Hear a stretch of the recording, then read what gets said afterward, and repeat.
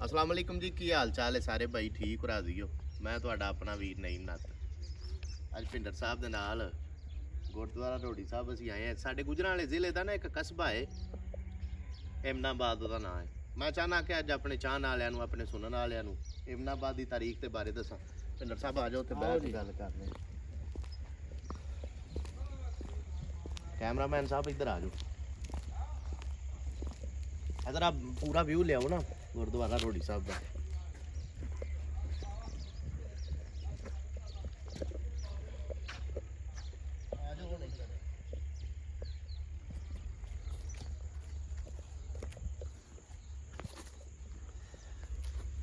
इमनाबाद की जी तारीख है ना भिंडर साहब जी जी, जो मैं सुनिया एक माई एमना हुंदी सी, बिल्कुल वडेरी जी एक मां सी एमना माछन सी, तो उन्हें भट्ठी लाई हुंदी सी। अच्छा,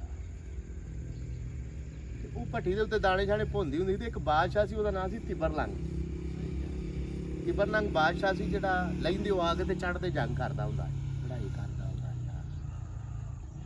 ते वो दो त्रै वारी जंग हार के ना वापस आया। तो एक दिन वापस आया खस्ता हाल, थकिया टुटिया आया, तो दाने लग पिया ना उत्थों खाण। तो माई आखन लगी, उन्होंने आखन लगी भी तू किड्डा बेसब्र है, तेनू अकल नहीं आउंदी? साह ले लै। तिबरलंग बादशाह अंगरू उका ही बेवकूफ हो गया। वो जो इन्हें नहीं गल की ना, तो उन्होंने दाने भुल गया। उन्हें आख्या अम्मा मैनू ये दस भी तू तिबरलंग नूं जाननी है? उन्हें आख्या मैं जाननी, एक बेवकूफ जिहा बादशाह। उन्हें है किवें बेवकूफ किवें? उन्हें आख्या लैंदे वाले पासों फौजां लैके आउंदा है, ते फौजां बार्डर ते जाके थक जांदियां ने, ते जांदे अगली पार्टी फ्रैश हुंदी है, उन्हां ते अटैक करदा, हमला करदा, ते शिकस्त खा के ते वापस जाना, फौजी मरवा के वापस जाओ। तो ते अकल ही कोई नहीं। अच्छा, तो रे हामा जे तेनू मशवरा लवे ओ बंदा ओ तिबरलंग, ते तू उन्हें की मशवरा देवें कि उन्हें किवें जंग करनी चाहिए, की करना चाहिए, की करना चाहिए? उन्हें आखा पुत्र जे मेरा मशवरा लवे ना, तो हर 10 किलोमीटर ते 20 किलोमीटर ते सराए बनाए, रेस्ट हाउस जिन्हों असीं आने हैं। फौजां आउण उत्थे रेस्ट हाउस ते स्टे करन, उत्थे खाण पीण, पानी शानी पीण, घोड़े उन्हां दियां सवारियां फ्रैश होण, फौजां फ्रैश होण, फिर अगे जाण। फिर एक एंड ते ना बिल्कुल बार्डर ते फिर बनाए एक रेस्ट हाउस बनाए सराए, उत्थे फौज रात स्टे करे, रेस्ट करे, रेस्ट करन तो बाद फिर हमला करे, ते फिर उन्हें मुमकिन है कि जंग जीते। ते फौजां मरवा के वापस उड़ जांदा, ओहदा की बिगड़दा? ओनू खाण पीण ना तिबरलंग नूं उत्थे ही भुल गया।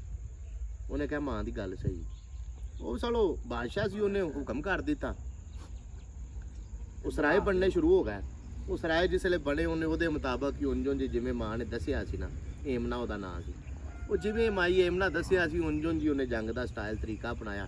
पहली दफा ही उन्हें हमला किया, जंग जित के जिसले वापस आया ना, तो घोड़ियां दे उत्ते ते नाल बादशाही निजाम सारा फौजां फौजां, वो आके ना माई एमना का शुक्रिया अदा करना चाहता सी कि तेरे मशवरे दे नाल मां मैं बचिया वा, जंग जित के आया। वो जो आया ना तिबरलंग, तो अम्मा ने दूरों ही वेख लिया, उन्हें आखा मर गए तो तिबरलंग बादशाह, तो मैं तेन बड़ा बुरा भला आख्या, इन्हें मैनू मार छड़ना, इन्हें अज मैनू छड्डना नहीं। खैर वो आया, उन्हें आखा मां मेरे तो डर ना, मैं तो तेरा शुक्रिया अदा करन आया, इंज ही तेरे दसे तरीके कार नाल मैं जंग जित के आया, तो मैं तो तेरा शुक्रिया। ते मां दस तू मेरी मां है, तेनू चाहिदा की? उन्हें आखा तू मेरी जान बख्शी कर दे, तो यही बड़ी गल है, मैं तेरे को की लैना? उन्हें आखा नहीं तू मेरी मां है, मैनू दस तेनू की चाहिए, हुक्म कर।